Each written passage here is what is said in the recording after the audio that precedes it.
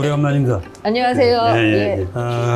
하도 뒤숭숭하고 그래가지고 네. 뭐 언론 장악이니 뭐 이상한 말도 많이 쓰고 장악이 되는 건지 안 되는지 잘 모르겠고 뭐 하여튼 네. 너무 뒤숭숭하네요. 맞습니다. 근데 그래도 제일 중요한 건 기후인 것 같아요. 기후. 네. 네. 유엔 사무총장이 지구 온난화가 아니고 지구가 가열하다. 근데 이 세상사가 막 시끄러우니까 그런 거는 자꾸 이렇게 묻히고 본질적이고 아주 중요한 문제는 뒷전으로 가고 뭐 하여튼 그래요. 저는 요즘 이 언론 문제를 비롯해서 전반적으로 불거지는 많은 문제들의 공통된 키워드가 있다라고 생각하는데 이게 뭐 언론 장악, 공영방송 침탈 뭐 이런 식의 용어를 쓰지만 본질은 공공성의 영역을 아주 평가절하하고 그러니까 우리 사회의 어떤 공공성이 필요한 영역들을 대폭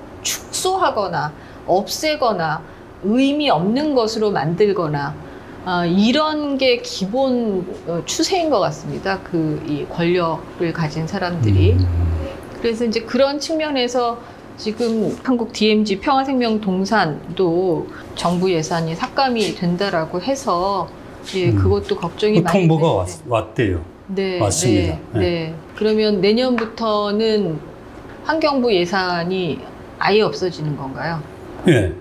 이 자리를 빌어서 그건 좀 알려드리고 싶은데 저기가 이제 특수원 지역 아니에요. DMZ 이론이니까. 그리고 생물자원 엄청나게 우리 민족한테도 중요하고 세계적으로도 중요한 네. 자원인데 특수원 지역이니까 민관 군의 협력이 필요하다. 그래가지고 지금 이 자리를 통해서 그걸 알려드리고 싶은데 거기에 오셨었잖아요. 네네. 이렇게 그 건물 입구에 한 37,000평. 그거 집 질 때 환경부 돈이 60억이 거의 투입된 거예요. 처음부터. 그러니까 중앙정부, 지방정부, 기초자치단체, 민간 다 같이 온 겁니다. 네. 가장 모범적인 협치라고 저는 생각을 해요. 네. 근데 그거를 그냥 윤석열 대통령께서 네. 반복적으로 자주 하시는 얘기가 좌파 공산주의 세력이 시민단체, 진보 뭐 이런 것들을 표방하면서 자꾸 거짓 선동을 하고 있다. 뭐 그래서 굉장히 적대시하거든요. 저희 민원연만 해도 이제 그런 아주 적대시 되는 그런 세력 중에 하나가 돼 버렸는데, 그러니까 전반적으로 일어나는 지금 우리 사회에 만연돼 있는 많은 문제들, 불평등 문제부터 시작해서 차별이나 혐오나 지역 내 여러 갈등이나 이 많은 문제들을 지금 정부는 사상적, 이념적 공세로 자꾸 국민들을 나누잖아요. 네. 너는 좌파, 우린 무슨 파 해가지고. 이런 사태는 사실 선생님이 그 수십 년 동안 얘기하신 생명과 평화라고 하는 이런 그 중요한 원칙 가치에 사실 정면으로 반대되는, 자꾸 분열시키고 혐오하게 만들고 하는, 그러니까 이 전반적으로 변화하는 언론 환경이라고 하는 게 사실은 문제가 되는 측면이 있습니다. 그러니까 소위 말하는 다매체 환경이라고 하죠. 지금 인터넷에서도 그 신문사나 방송사에 들어가서 보는 게 아니라 조각조각 나 있는 걸 지금 우리가 유튜브 찍고 있지만 유튜브로 보는 사람들도 많고요. 전통 미디어, 레거시 미디어라고 하는 신문이라든가 방송이라든가 이런 데에 재원이 많이 줄었어요, 사실은. 그래서 수익 모델의 한계가 와 있는 상황이죠. 그런데 사람들이 착각하는 게 뭐냐 하면, 그래서 종이신문이나 공중파 이런 건 이제 뭐 별로 안 봐도 된다. 그게 그닥 중요하지 않다. 나는 워낙 정보가 널려져 있기 때문에 인터넷을 통해서도 충분히 난 즐길 수 있다. 이런 생각들을 하는 분들이 많습니다. 근데 저는 그게 우리가 갖고 있는 대표적인 오해, 착각 중에 하나다라고 생각을 하는데요. 실제로 조사가 된 걸 봐도 우리가 유튜브에서 소비하는 여러 컨텐츠 중에 한 70% 이상이 소위 말하는 레거시 미디어에서 나온 거예요. 그러니까 원전이, 그러니까 내가 유튜브로 봤다라고 해서 그게 유튜브가 만든 게 아니잖아요. 그 컨텐츠를 만드는 곳은 실제로 그런 보도 기능을 하는 언론사, 인 경우가 70~80%라는 거죠. 그래서 신문사나 방송사가 어떤 기조로 어떻게 1차적인 컨텐츠를 만드느냐, 오리지널 컨텐츠를 만드느냐가 대단히 중요한데 이제 그런 측면에서 전체 수익이 굉장히 쪼그라드는 거죠. 광고 수입이나 이런 것들이 줄어드니까 심층 취재물들 이런 것들이 많이 줄어드는 거 아닌가라는 우려가 있습니다. 그러니까 뉴스가 연성화된다고 하거든요. 특히 환경 뉴스는 정말 인기 없는 뉴스란 말이에요. 이런 것들은 상대적으로 이제 회자가 덜 되니까 그런 쪽의 인력들이 자꾸 큰 투자를 못하게 되는 그런 기본적인 메커니즘이 있고요. 저는 그래서 더더욱 지금 같은 시기에는 공영 언론의 역할이 굉장히 중요하다라고 생각을 합니다. 공익을 위해서 뭔가 존재하라고 만든 언론사잖아. 그러니까 너희는 사회적 약자의 문제, 생태계의 문제, 생명 위기의 문제 이런 것들을 돈이 안 돼도 중요하니까 더 다뤄야 해. 라는 말을 공영방송한테 할 수 있는 거죠. 그러니까 그런 거 하라고 공영 그렇죠. 그런 걸 하라고 공영방송에 있는 건데 공영방송 이사장 해임하고요.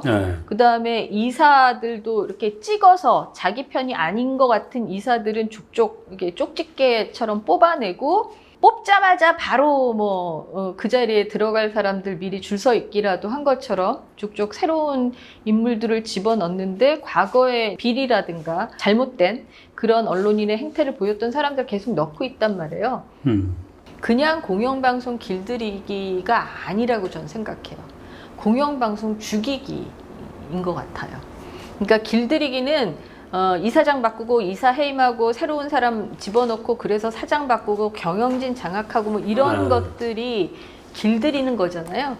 근데 죽이기는 실제로 공영방송을 없애고 민영화하려고 해요. 민영화를 하게 될 경우에 공영방송이라고 하는 게 더 이상 아니게 되면 우리가 돈이 안 돼도 이런 건 중요하니까 공익을 위해서 방송해라 라고 할 상대가 없어지는 거죠.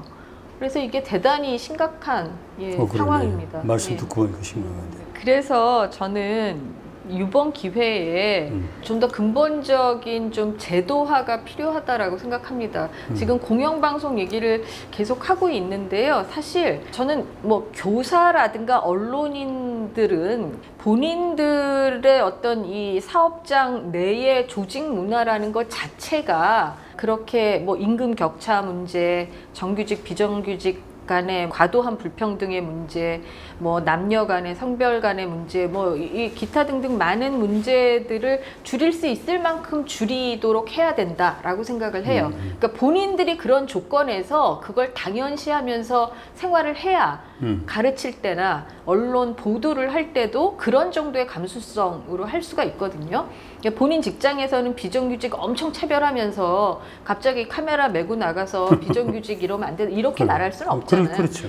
그래서 저는 공영방송은 내부적인 경영이라든가 노무라든가 이런 측면에서도 특별한 자기 기준을 가져야 된다라고 생각이 들고 더불어서 이제 이 재원이 독립적이고 안정적일 수 있도록 보장하는 이런 조항도 있어야 된다라고 생각을 해요. 요번에 수신료 분리징수를 하게 되면서 수신료 분리해서 뭐 내가 안 낼 수 있으면 난 좋은 거 아닌가라고 생각하시는 분들이 많은데 원래 이게 특별 부담금이기 때문에 뭐 분리징수를 하든 안 하든 TV를 갖고 있는 가정에서는 내야 되고 그걸 안 내면은 체납으로 이제 과태료도 들어가거든요. 그런데 이 수신료 문제를 가지고 이렇게 KBS 목을 조이면 이 사람들이 돈이 없어지기 때문에 그 다음 어떤 문제가 생기냐면 정부 광고 협찬에 목을 매야 돼요. 그렇게 되겠지. 대기업 광고를 더 많이 따기 위해서 거기 매달려야 돼요.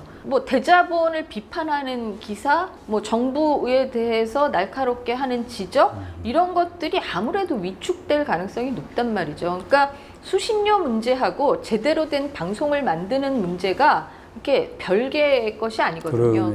그래서 저는 공영방송의 정의와 기준과 사회적 책무와 뭐 재원의 안정성과 그 내부의 책임까지 포괄하는 공영방송법 같은 것들을 제정하기 위한 논의들이 출발되어야 한다라고 생각하고, 특히 저는 시민 추천단이 사장을 뽑는 방식으로 제도가 바뀌어야 한다라고 생각합니다. 아, 그거 참.